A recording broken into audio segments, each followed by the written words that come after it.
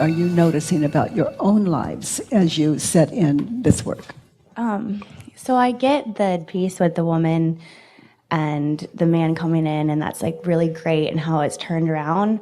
But what if it's like actually a problem? Come It up was a there and problem like for her. But what if I come sit on your lap right now, like, and try to have how would this I know whole... if you don't?